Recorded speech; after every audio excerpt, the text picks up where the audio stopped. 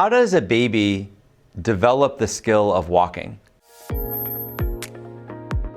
One thing that we know from research is that humans are not born with the ability to walk. It's not something that we can simply be born separated from everybody else and learn the skill of walking on our own. Walking is something that requires parent intervention, and it requires an environment that allows the child to safely learn to walk again. One thing that we also know is that when you think about a baby, you don't take a baby to a gym and have them lift weights. You don't look at the child that's not walking and say to yourself, this child is weak, that's why they can't walk, so we're going to give them strength training. You also don't take the child and put it in a classroom and tell it, these are all the principles of walking, this is how you should have posture, this is where you should hold your arm or your foot, because that would be ridiculous. Babies don't understand that kind of instruction, and certainly a baby wouldn't be brought into an exercise class or given anything that would strengthen their arms and legs. We all are pretty much aware that a baby has enough strength to be able to stand. The question is, why isn't the baby initially able to walk? It's because the baby lacks the coordination and balance to be able to walk when they're in a standing position. So it's not a strength issue, it's a coordination, a balance, and sort of a programming issue. The child doesn't yet have the skill of walking. I have to ask, why when we look at an adult that's lost the ability to walk, do we automatically assume that they can't walk because they're not strong? I ask any new student of mine, any new employee of mine, look at someone with a stroke and tell me, why can't they walk? Why can't they get around? And the first answer they always give is strength.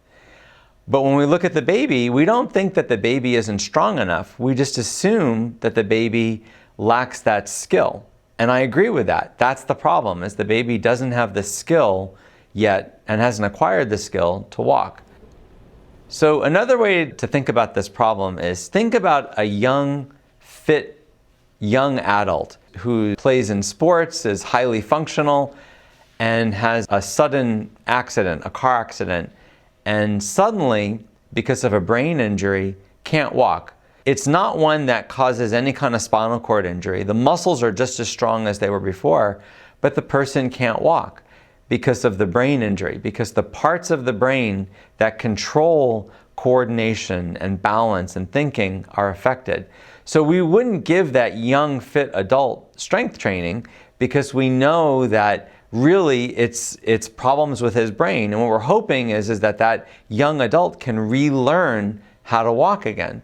But when we look at an older person, a lot of times the tendency is to assume, because they're older, that the problem is strength.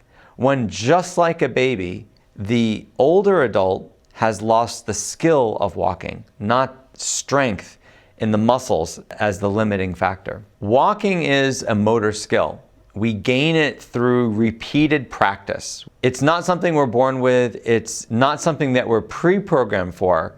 Walking is programming that we acquire by failure, repeated failure. The baby stands up and holds on to something and tries to let go, loses its balance, and falls down. The baby stands up on 2 feet and tries to take the first step and fails and falls down. It's that repeated failure that teaches the baby, okay, if I do this or that, it's not going to work. So the baby eventually learns what's the right way to hold my leg, what's the right way to control this muscle, what's the right way to balance on one leg.